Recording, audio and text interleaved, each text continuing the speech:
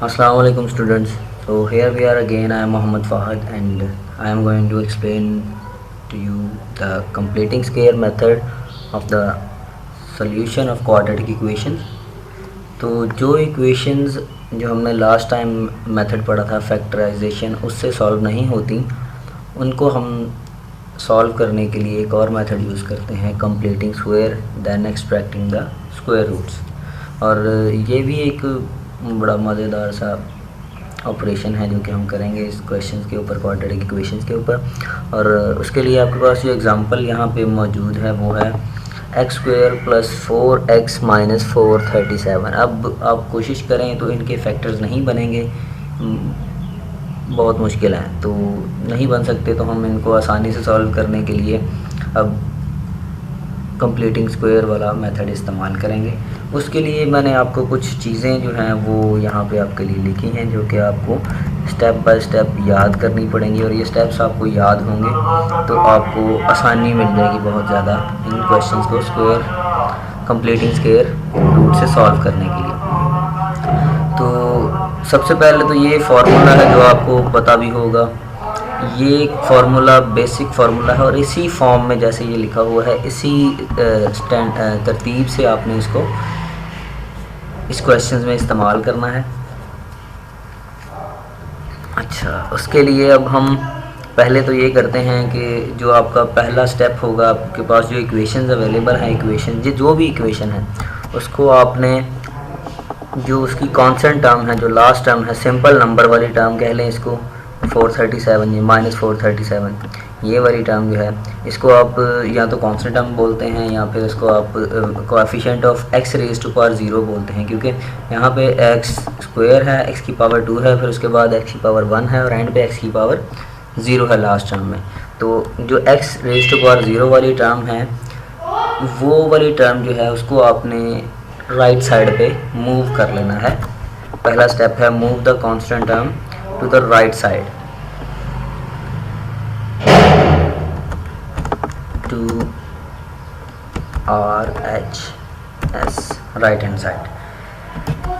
हाँ, तो जैसा कि ये स्टेप इन्होंने यहाँ पे परफॉर्म किया हुआ है कि माइनस 437 था तो वो उसको आप उठा के दूसरी साइड पे लगिए तो वो प्लस 437 आ गया आपके पास।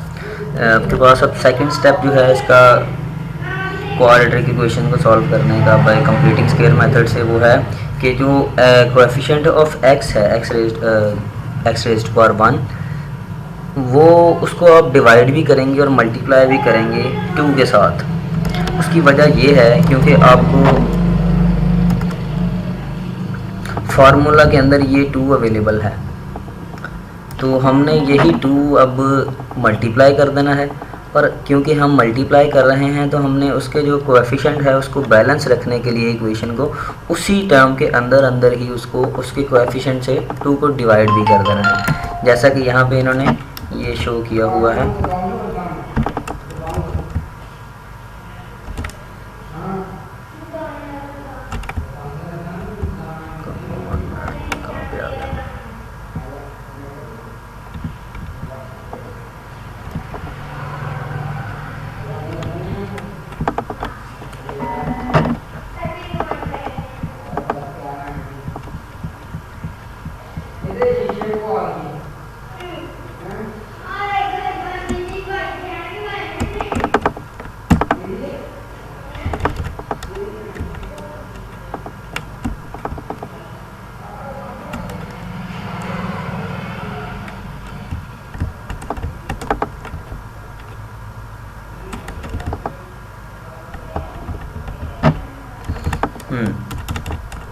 तो यहाँ पे थे हम एक्स स्क्वायर प्लस 2, ये हमने 2 को मल्टीप्लाई कर दिया और ये जो x का कोएफिशिएंट था 4 इसको हमने 2 से डिवाइड भी कर दिया और हमने x को ऐसा लिख दिया। यहाँ तक ये हमारा हाफ फार्मूला कंप्लीट हुआ है। एक्स स्क्वायर प्लस 2, ये जो 2 फार्मूले वाला 2 है और ये है b, ये x हम पहले भी लिख सकते हैं तो ये a है, यानी कि a स्क्वायर एक्स स्क्वायर या a स्क्वायर प्लस 2x और उसके बाद जो बी टर्म है वो हमने फाइंड करनी थी, वो हमें मिल चुकी है, वो है 4/2। तो अब हमने ये करना है कि दोनों साइड पे 4/2 का स्क्वायर जो है वो ऐड कर देना है, स्क्वायर्ड वैल्यू, ताकि हमारा जो फार्मूला है वो लेफ़्ट हैंड साइड पे वो पूरा एक जो है स्क्वायर का फार्मूला वो कंप्लीट हो जाए। तो उसके लिए अब हम इसको ऐड करेंगे। तो 4/2 का जो स्क्वायर है उसको आप एज इट इज़ भी ऐड कर सकते हैं, या फिर 4/2 जो है ये आंसर आपको देगा 2, तो आप 2 का स्क्वायर भी ऐड कर सकते हैं। तो इस तरह से आप इसको एज इट इज़ लिखा रहने दें, आप इनको इस तरह से कंफ्यूज हो जाएंगे। जैसे इन बुक वालों ने लिखा हुआ है तो आप इसको ऐसे लिख दें जैसे ये ऊपर लिखा हुआ है x² + 2 × 4/2 × x + 4/2 का स्क्वायर। तो ये आपका फार्मूला हो गया कंप्लीट। और यही चीज़ 4/2 का जो स्क्वायर है यही चीज़ आपने दूसरी साइड में भी ऐड कर देनी है, ताकि आपकी इक्वेशन जो हैं वो बैलेंस रहे। तो add squared value of b to both sides. तो ये जो आपने 2 से डिवाइड करने के बाद जो आपको वैल्यू मिली थी b, ये आपकी b वैल्यू है। इस b वैल्यू को आपने स्क्वायर्ड करके दोनों साइड पे ऐड कर लेना है। ये है आपका स्टेप नंबर 3, थर्ड स्टेप। और जब ये स्क्वायर कंप्लीट हो गया, फार्मूला बन गया आपके पास a + a² + 2ab + b² बन गया, तो अब आप इस फार्मूले को बंद कर लेंगे और आपके पास a + b का होल स्क्वायर आ जाएगा, जैसा कि यहाँ पे ये मेंशन है। यहाँ पे उसने 437 में ऐड कर दी वो वाली वैल्यू, b का स्क्वायर ऐड कर दिया, और इधर भी ये b का स्क्वायर ऐड किया हुआ है, 2 का स्क्वायर।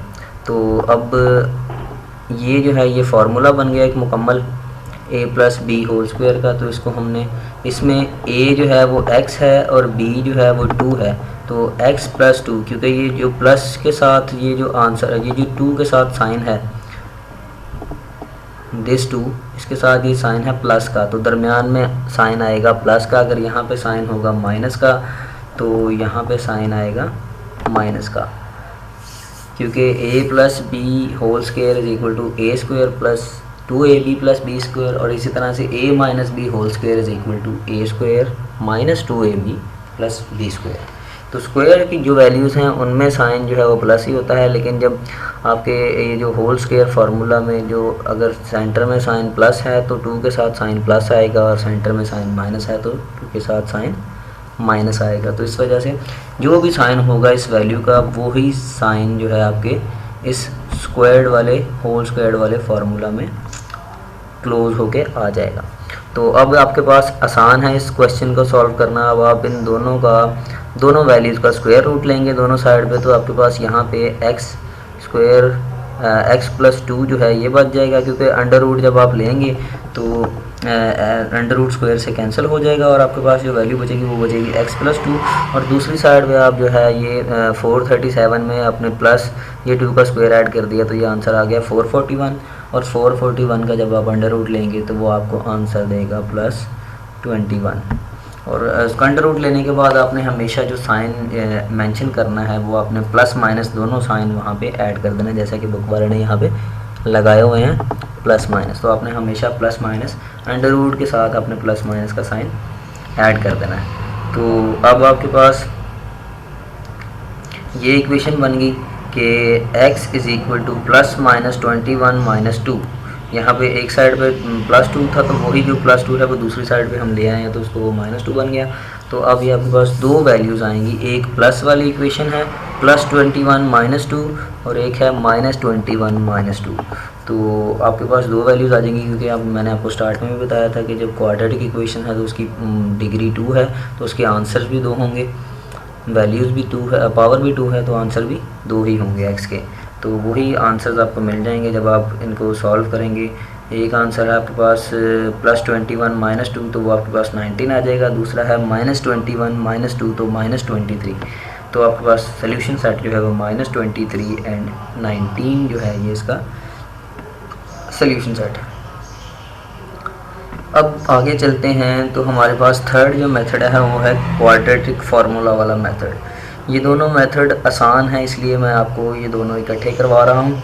और क्वाड्रेटिक फार्मूला जो है उसमें आपको आसान सी चीज़ें हैं। स्टैंडर्ड फॉर्म मैंने आपको कहा था याद कर लें, तो वही स्टैंडर्ड फॉर्म है ax² + bx + c = 0। या ऐसा याद कर लें कि जो सबसे बड़ी वैल्यू है डिग्री वाली या जिसकी पावर 2 होगी, उसके साथ जो कोएफिशिएंट होगा वो a होगा, उसके बाद अगला b होगा और लास्ट वाला c होगा। तो a b c की जो वैल्यूज़ हैं वो आपको पता होनी चाहिए, निकालनी आनी चाहिए। तो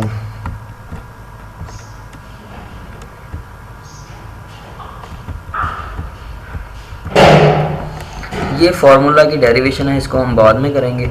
हम अभी फ़िलहाल सिर्फ़ और सिर्फ जो है ये आपको फार्मूला याद होना चाहिए और ए बी और सी की वैल्यूज़ याद निकालनी आनी चाहिए।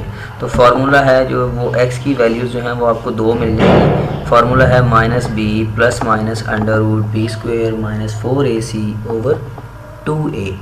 ये आपके पास क्वाड्रेटिक फार्मूला है। इस क्वाड्रेटिक फार्मूला को याद कर लें, मेमोराइज़ कर लें। और उसके बाद अब आपके पास जो क्वेश्चन आएंगे वो कुछ इस तरह से आएंगे कि ये जो एग्जांपल है 6x² प्लस x -15। अब आप इसको ना तो फैक्टराइजेशन से सॉल्व कर सकते हैं और ना ही आप इसको, अगर आपसे कंप्लीटिंग स्क्वायर वाले मेथड से भी नहीं सॉल्व हो रहा आसानी से, तो फिर आप इसको इनकी वैल्यूज़ जो हैं वो a b और c की नोट करें। जैसे कि इस क्वेश्चन में a की वैल्यू जो है वो 6 है, b की वैल्यू 1 है और c की वैल्यू -15 है। तो अब आप क्वाड्रेटिक फार्मूला आपको याद है, x = -b plus minus √b² -4ac/2a। तो यहाँ पे आप जो है ये values as it is put कर देंगे विद द साइंस। जैसे ही साइंस इक्वेशंस में हैं, इक्वेशन में मौजूद हैं, वही साइंस आप फार्मूला में पुट कर देंगे। तो पुट करने के बाद जो आपको रिज़ल्ट मिलेगा it would be of this kind.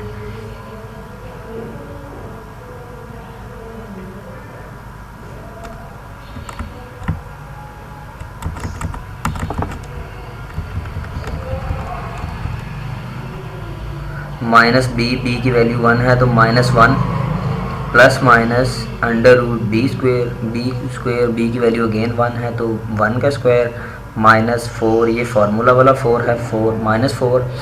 a की वैल्यू है आपके पास 6, तो आप a की जगह 6 लिख देंगे ब्रैकेट में। और c की वैल्यू है -15, तो ब्रैकेट में आप -15 लिख देंगे। -4ac/2a divided by 2 into a की वैल्यू अगेन 6 है, तो वो आप इनको जब ऐड करेंगे और सॉल्व करेंगे तो आपके पास 2 ही आंसर्स आ जाएंगे।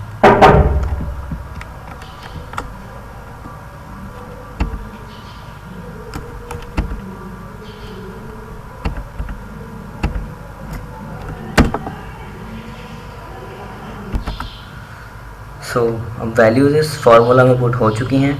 अब हम इसको आगे सॉल्व करेंगे तो ये अंडर रूट के नीचे जो वैल्यूज़ हैं 1² -4 इंटू 6 इंटू -15, इन सब को सॉल्व करने के बाद जो आपके पास आंसर आएगा वो आएगा √361। ये √361 आपको सिंपल सी एडिशन मल्टीप्लिकेशन है, ये ऐड करने के बाद आपको √361 आंसर मिल जाएगा। और अब आप √361 लेंगे तो आपको आंसर मिल जाएगा 19। तो आपके पास अब 2 वैल्यूज़ आ गई, -1 प्लस 19 डिवाइडेड बाई 12 और -1 -19 डिवाइडेड बाई 12। ये जो प्लस माइनस है ये डिफ्रेंशिएट कर रहा है दोनों वैल्यूज़ को, एक वैल्यू है प्लस के साथ और एक वैल्यू है माइनस के साथ। तो अब आप इन दोनों को अलग-अलग कर लेंगे। x = -1 प्लस 19 डिवाइडेड बाई 12 और x = -1 माइनस 19 डिवाइडेड बाई 12। अब इन दोनों को अलग-अलग सॉल्व करेंगे तो आपके पास एक आंसर आएगा 3/2 और दूसरा आंसर आएगा -5/3। तो ये आपके पास कंप्लीटिंग स्क्वायर वाला क्वाड्रेटिक फार्मूला वाला मेथड था, जिसको आप, इसकी सेकंड एग्जांपल भी मौजूद है। क्वाड्रेटिक फार्मूला जो है इसकी आपको सिर्फ और सिर्फ मैंने अब जैसे पहले भी बताया कि एक क्वाड्रेटिक फार्मूला याद होना चाहिए जो कि ये है, और दूसरा ये कि आपको a और b और c की वैल्यूज़ निकालनी आनी चाहिए। वो भी आसान सी हैं, जो x² के साथ वैल्यू है जो भी है, सिंपल 6 है तो वो 6, सिंपल 1 है तो 1, अगर कुछ नहीं है तो 1 या 1, और x के साथ जो वैल्यू है वो है b, और अगर उसके साथ कोई साइन है, अगर प्लस है तो ठीक है, वरना अगर माइनस है तो वो माइनस भी उनके साथ ही b में कंसीडर किया जाएगा, b की वैल्यू में। इसी तरह से सी की वैल्यू भी अगर माइनस में है तो वो minus as it is C की वैल्यू में कंसीडर किया जाएगा। और फिर आप क्वाड्रेटिक फार्मूला में वैल्यूज़ पुट करेंगे तो आपको आसानी से आंसर मिल जाएगा। तो क्वेश्चंस एक नज़र देख लेते हैं कि कैसे हैं।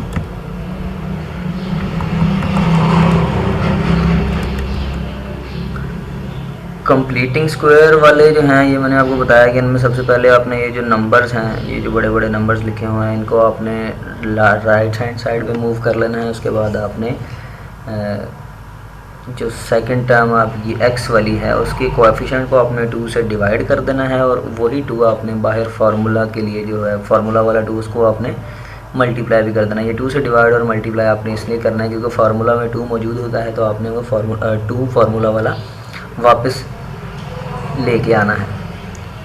तो 2 से मल्टीप्लाई और डिवाइड करने के बाद आपको b की वैल्यू जो है ये वो कोएफिशिएंट डिवाइडेड बाय 2 जो है वो b की वैल्यू मिल जाएगी। उसको आपने उसका स्क्वायर करके दोनों साइड पे इक्वेशन के ऐड कर देना है। ऐड करने के बाद फिर आपने उसको फार्मूला को क्लोज कर देना है, और फार्मूला क्लोज करने के बाद आगे आपको सोल्यूशन जो है वो आसान है, वो आपको आ जाएगा, कर लीजिएगा।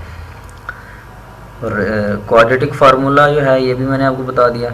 अब ये वाले जो क्वेश्चन हैं 19 एंड 20, इनको पहले आप अलहदा सॉल्व करेंगे। पहले इन दोनों ये जो वैल्यूज़ हैं इन दोनों ब्रैकेट्स को अलहदा मल्टीप्लाई करेंगे। मल्टीप्लाई करने के बाद आपके पास 3 क्वाड्रेटिक इक्वेशन जो हैं वो ऐड हो रही होंगी।